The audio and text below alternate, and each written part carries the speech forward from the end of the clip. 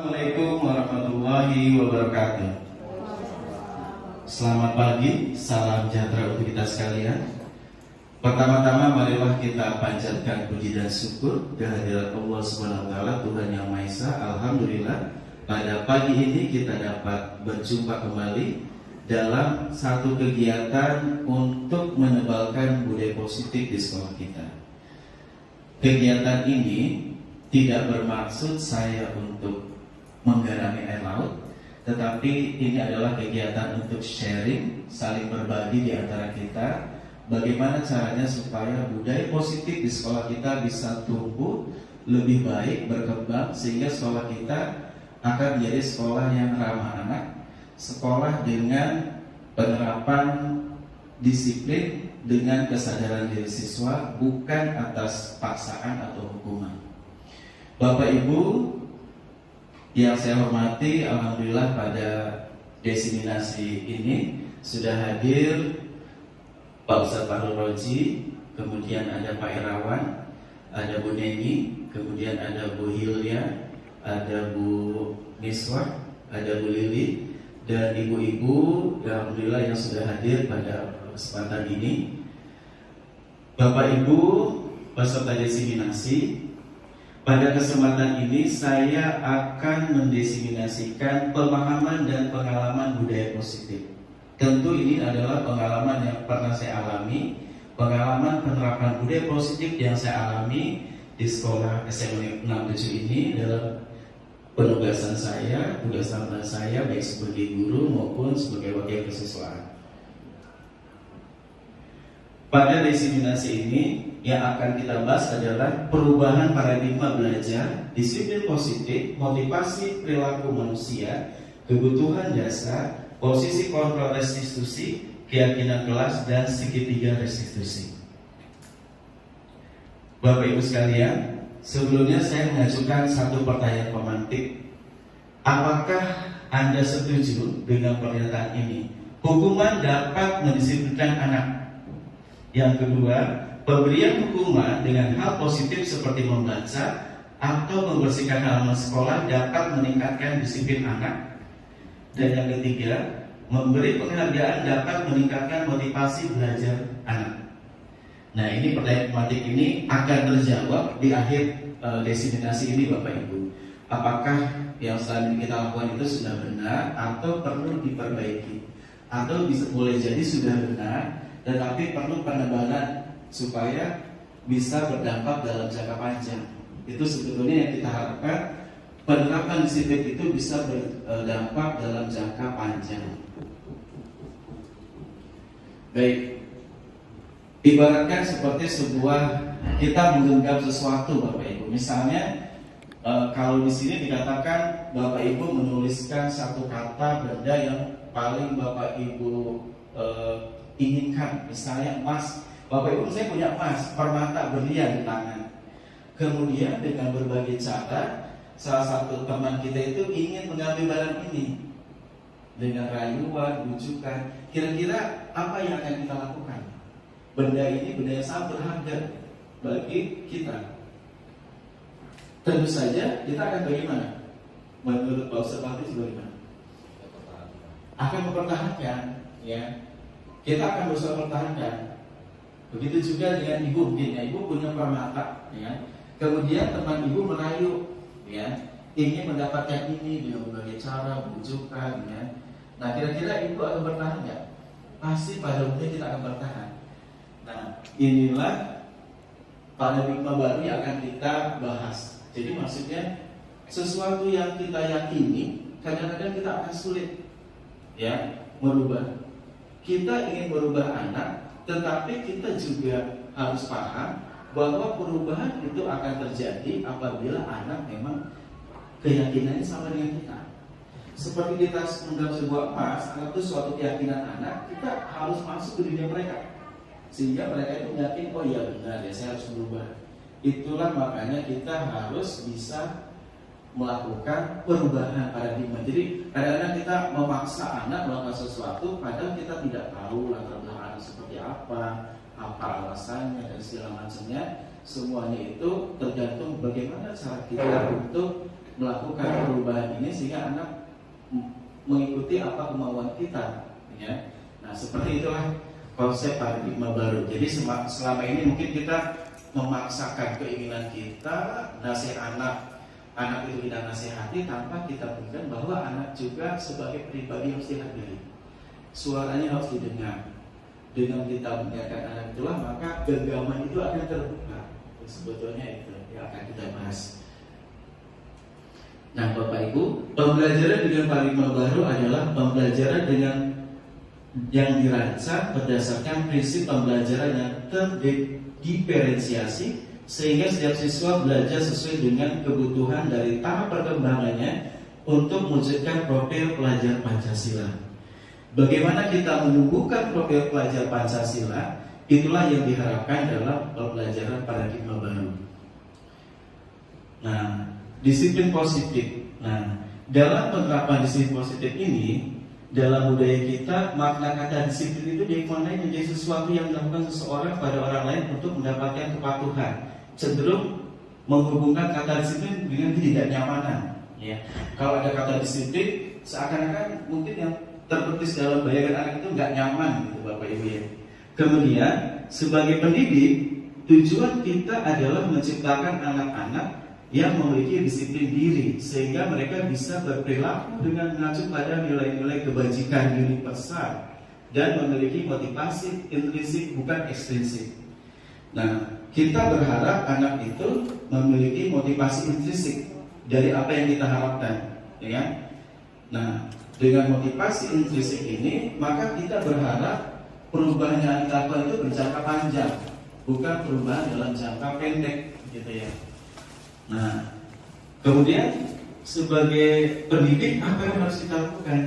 Nah, disiplin positif merupakan salah satu cara penerapan disiplin yang bertujuan untuk menumbuhkan kesadaran serta memberdayakan anak untuk melakukan sesuatu tanpa sogokan, ancaman maupun hukuman. Kadang-kadang mungkin ya di kelas kita memberikan atau dalam suatu kesempatan kita memberikan suatu hadiah pada anak. Nah, ibu akan memberikan hadiah kepada kalian yang bisa mencapai target nilai tertentu atau bisa mengerjakan sesuatu. Mungkin kita di rumah juga ya kepada anak-anak kita memberikan hadiah misalnya. Nah, hadiah ini tidak mendidik sebetulnya Bapak Ibu. Nanti kita akan bahas. Nah, jadi kita sebagai pendidik itu berharap penerapan disiplin positif ini berjangka waktu lama, bukan jangka waktu pendek. Artinya harus tumbuh dari kesadaran diri, motivasi intrinsik. Nah, motivasi perilaku manusia. Motivasi merupakan dorongan yang timbul pada diri seseorang secara sadar atau tidak sadar untuk melakukan suatu tindakan dengan tujuan tertentu. Yang pertama, jadi motivasi ada dua sebetulnya. Nah, ada dua. Yang pertama, menghindari ketidaknyamanan dalam dan hukuman. Jadi misalnya yang pertama, murid melakukan disiplin diri karena ia takut dihukum. Ini merupakan motivasi eksternal. Jadi murid takut ingin datang tepat waktu karena takut dihukum misalnya. Nah, murid mengumpulkan tugas tepat waktu karena takut dihukum segala macamnya. Nah, ini berarti motivasinya ekstrinsik, bukan atas kesadaran diri. Ya. Kemudian yang kedua, mendapatkan imbalan atau penghargaan dari orang lain. Nah, murid melakukan disiplin diri karena ia ingin mendapat imbalan. Ini merupakan motivasi ekstrinsik, bukan atas kesadaran diri. Dan yang ketiga, menghargai nilai-nilai kebajikan diri sendiri. Nah, ini yang kita harapkan. Murid melakukan disiplin diri karena sadar akan nilai kebajikan dirinya. Ini merupakan motivasi intrinsik. Kita berharap murid itu melaksanakan disiplin karena kesadaran diri bahwa dia melakukan itu memang suatu kebutuhan, suatu keyakinan yang harus dia laksanakan.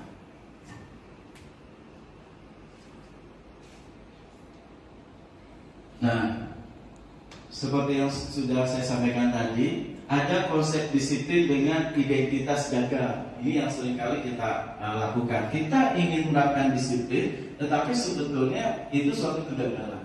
Ya, seperti apa itu hukuman? Hukuman itu akan menyakitkan. Misalnya siswa salah, misalnya dulu pernah di sekolah kita salah pakai sepatu, sehari satu pertanyaan pemantik.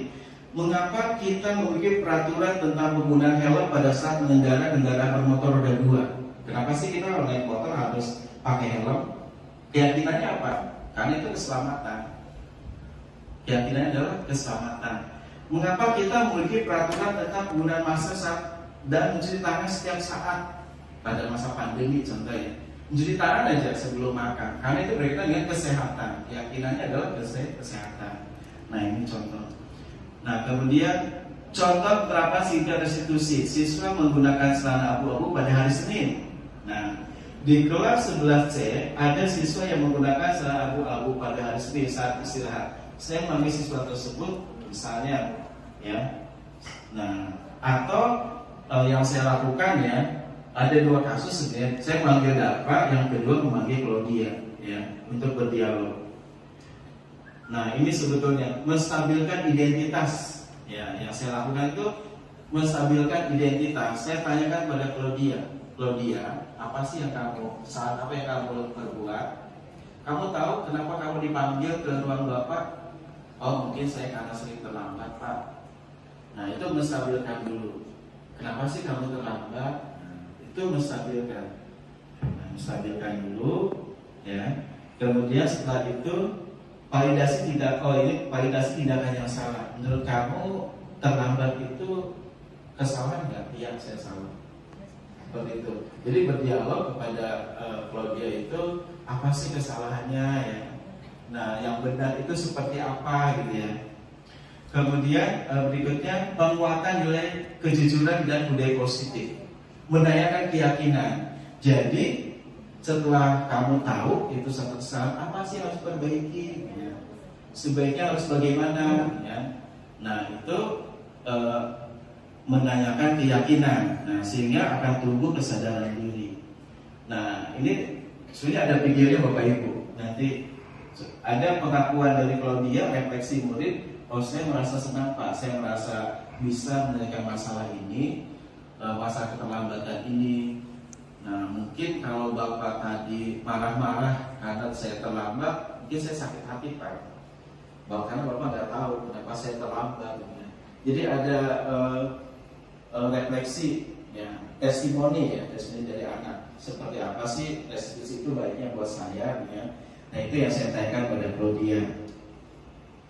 Nah konsep disiplin pendekatan restitusi. Ciri restitusi itu bukan menebus kesalahan, namun belajar dari kesalahan dan memperbaiki hubungan. Jadi sebenarnya setiap anak itu wajar berbuat salah. Seperti halnya kita pada umumnya, setiap manusia pernah berbuat salah. Kita pun pernah berbuat salah, ya. Tapi kita fokus pada masalah itu dan kita menjaga hubungan. Jangan sampai ada orang berbuat salah, kita hadir dan seorang anak itu dalam posisi yang lemah. Gimana kalau posisi kita disalahkan terusnya, nggak enak juga ya. Kemudian yang keempat, tawaran bukan paksaan. Jadi saya memberikan tawaran ke Claudia. Menurut Claudia harus bagaimana, ya, untuk menyelesaikan masalah ini. Kemudian menuntut untuk melihat di dalam diri, ya. Melihat dalam diri keyakinannya bagaimana, mencari kebutuhan dasar yang mendasari tindakan. Apa sih yang kamu butuhkan, ya?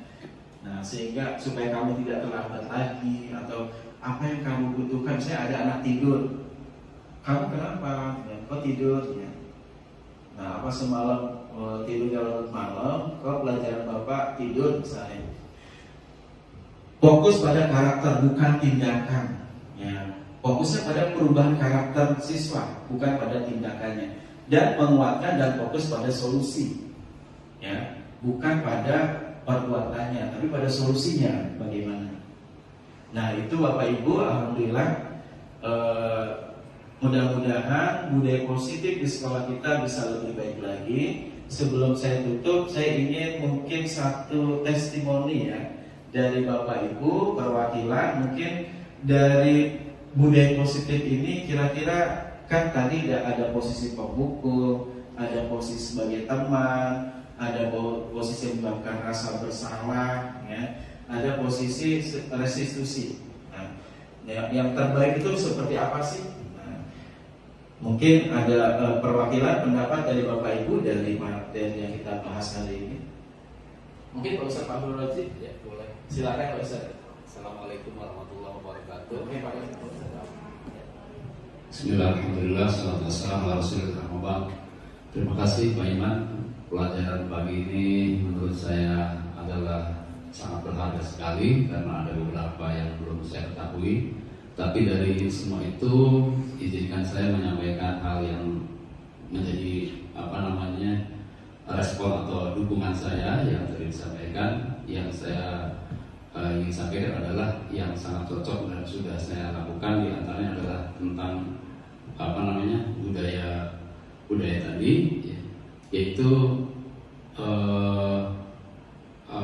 pemantauan dan manajerial ya tadi. Ya, betul, manajer. Iya, manajer. Nah, dari dua ini saya mencoba bagaimana menyelesaikan masalah yang terjadi pada peserta didik yang alasannya tidak jauh berbeda satu dengan yang lain, ya, ada alasan terlambat, ada alasan malas dan lain-lain, dan dengan cara pendekatan dan pemantauan itu sedikit demi sedikit bisa teratasi ya.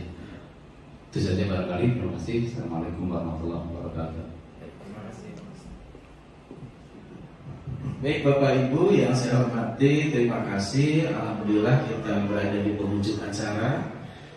Mudah-mudahan budaya positif di sekolah kita menjadi lebih baik. Terus saya yakin kalau budaya positif ini tumbuh dan berkembang. Ada teman saya berkelas Pak, kalau semua orang paham budaya positif mungkin penjara sepi ya Pak. Nah, pernah ada teman saya waktu loka karya ya menyampaikan seperti itu. Memang kalau semua orang itu sadar atas kesalahannya, setiap orang berhak berbuat salah, sebenarnya kita pernah berbuat salah. Tetapi bagaimana cara menyelesaikan permasalahan tadi, cara memperbaiki kesalahan tadi. Nah, kita punya pengalaman positif saat Nabi Adam ya bersalah. Saat Nabi Adam bersalah itu bertobat, tidak melakukan lagi. Tetapi ada hukuman, situ ya. Bukan hukuman, itu sebenarnya konsekuensi ya. Konsekuensi turun ke bumi. Tetapi apa yang dilakukan oleh iblis ketika dia bersalah, dia sombong, ya dia berlahap di segala macamnya, bahkan menimbulkan kerusakan. Ya. Nah, selainnya umat Nabi Adam, tentu saja segitiga restitusi merupakan solusi dalam menyelesaikan masalah. Terima kasih Bapak Ibu, kurang mohon maaf. Semoga ini bermanfaat. Mohon maaf atas semua kesalahan. Terima kasih. Wassalamualaikum warahmatullahi wabarakatuh. Selamat pagi.